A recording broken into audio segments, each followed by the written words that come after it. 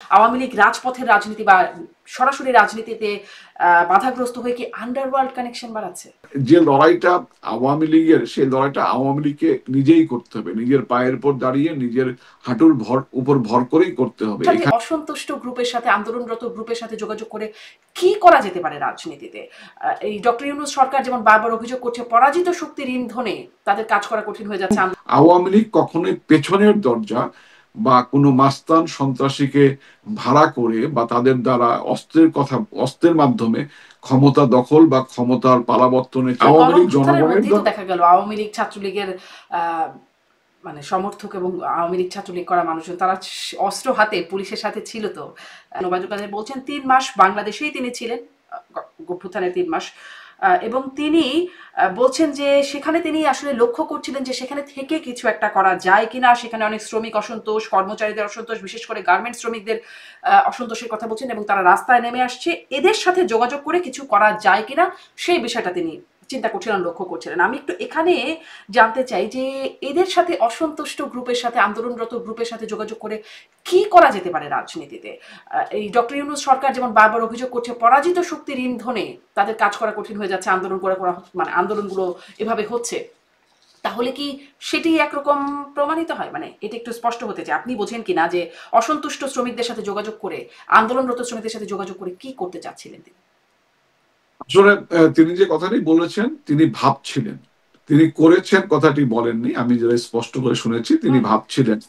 কিন্তু তিনি যে অবস্থায় ৫ই আগস্টের পরে তার যে অবস্থান ছিল, তার যে গোপন অবস্থান ছিল, সেই অবস্থানে থেকে তিনি আদৌ কারোর সঙ্গে যোগাযোগ করতে পেরেছেন এটা আমি বিশ্বাস করি না। যে লড়াইটা আওয়ামী লীগের, সেই লড়াইটা আওয়ামী লীগকে নিজেই করতে হবে, নিজের পায়ের উপর দাঁড়িয়ে নিজের হাঁটুর উপর ভর করেই করতে হবে। এখানে অন্য কেউ এসে বা অন্য কোনো শক্তি, বহিঃশক্তি বা দেশের মধ্যে কোনো শ্রেণী পেশা আমাদেরকে বিশেষভাবে সহযোগিতা করবেন এটা আমি বিশ্বাস করি না। আর যে অভিযোগটি করা হচ্ছে যে আমরা ষড়যন্ত্র করছি, আসলে আওয়ামী লীগ ষড়যন্ত্র করার মতো রাজনৈতিক দল নয় এবং আওয়ামী লীগ কখনো ষড়যন্ত্র করে না। আওয়ামী লীগ এমনকি এখন তো নিজেদের জীবন বাঁচানোই যেখানে কষ্ট, নিজেদের দল বাঁচানোই যেখানে লড়াই সংগ্রামের বিষয়, সেখানে আওয়ামী লীগ অন্য কোনো শক্তির সঙ্গে বা অন্য কোনো শ্রেণী পেশার সঙ্গে মিলে ষড়যন্ত্র করবে এই অবস্থাটাই আওয়ামী লীগের নেই।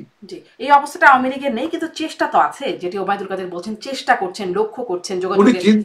উনি চিন্তা করেছেন, চেষ্টাও করেননি, উনি চিন্তা করেছেন। হ্যাঁ, তো মানে চিন্তা তো বাস্তবায়নিত হচ্ছে চেষ্টা, বা চিন্তাটাই একটা, প্রথমে থাকে একটা পরিকল্পনা, ষড়যন্ত্র, এবং তারপরে বাস্তবায়নে হয়তো চেষ্টা পর্যায়ে যায়। মানে এরকম একটা চিন্তাও হচ্ছে, কারণ কদিনের মধ্যে আরো কিছু খবর আছে, আমি সেই বিষয়গুলো, যেহেতু ডক্টর ইউনূস সরকার বারবার অভিযোগ করছেন পরাজিত শক্তির ইন্ধন, তো সেই ইন্ধনের জায়গায় আসলে কিছু আছে কিনা।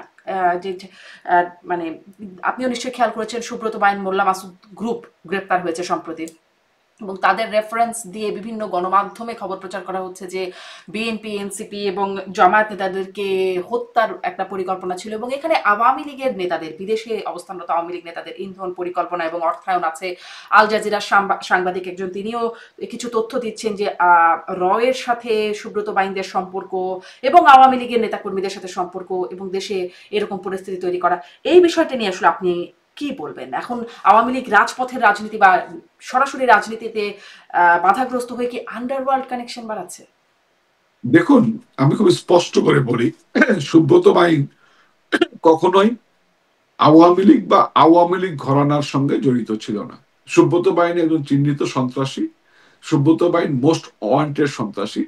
সুব্রত বাইন নামক এই সন্ত্রাসী উত্থান ঘটেছে বিএনপির হাত ধরে, তৎকালীন স্বরাষ্ট্রমন্ত্রী মতিন সাহেবের হাত ধরে এই সুব্রত বাইনের উত্থান ঘটেছে। এবং সুব্রত বাইন কখনোই আওয়ামী ঘরানার সঙ্গে সম্পৃক্ত ছিল না, এবং আওয়ামী লীগ আমলে সুব্রত বাইনদের মতো মাস্তানদের আমরা কখনোই বাংলাদেশে বিচরণ করতে দিইনি। হয় তারা বিদেশে পালিয়েছিল অথবা তারা কারাগারে অভ্যন্তরে ছিল।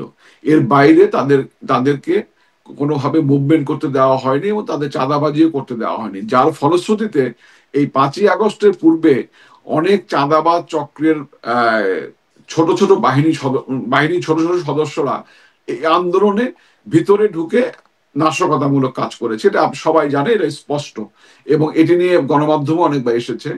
সুব্রত বাইনদের সঙ্গে আওয়ামী লীগের যোগ সাজসে কোনো প্রশ্নই আসে না। যে কথাগুলো আজকে বলা হচ্ছে এগুলো পরিপূর্ণভাবে বানোয়াট, এবং আওয়ামী লীগ কখনোই পেছনের দরজা বা কোনো মাস্তান সন্ত্রাসীকে ভাড়া করে বা তাদের দ্বারা অস্ত্রের মাধ্যমে ক্ষমতা দখল বা ক্ষমতার পালাবর্তনের পট পরিবর্তনের চেষ্টা করবে, এই ধরনের রাজনৈতিক কোনো সংস্কৃতি বা রাজনৈতিক কোনো চিন্তা চেতনা বা রাজনৈতিক কোনো অতীত হুম। আওয়ামী লীগের নেই। এই আওয়ামী লীগ গণঅভ্যুত্থানের জনগণের মধ্যেই তো দল। দেখা গেল আওয়ামী লীগ ছাত্রলীগের মানে সমর্থক এবং আওয়ামী লীগ ছাত্রলীগ করা মানুষজন তারা অস্ত্র হাতে পুলিশের সাথে ছিল তো রাজপথে। এখানে এখানে আওয়ামী লীগ ছাত্রলীগের সদস্যরা পুলিশের সঙ্গে অস্ত্র ছিল বিষয়টি আমার কাছে তথ্য নির্ভর নয়, বরং আমরা যে জায়গাটি ভুল করেছি সেটি হচ্ছে আমাদের আস্তিনের নিচে অনেক জামাত বিএনপি বা সন্ত্রাসীরা অনেকে আশ্রয় গ্রহণ করেছিল পরিচয় গোপন করে।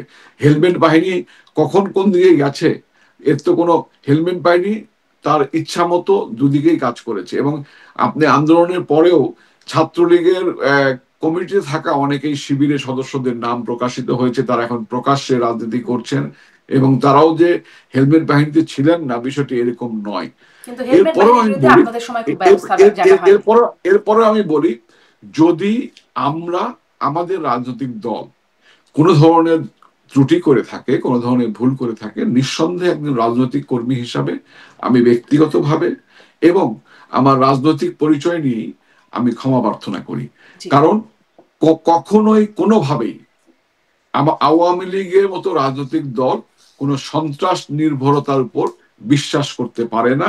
কোনো সন্ত্রাস নির্ভরতার সঙ্গে আওয়ামী লীগের সম্পর্ক থাকাটা আওয়ামী লীগের নীতি এবং আদর্শের পরিপন্থী।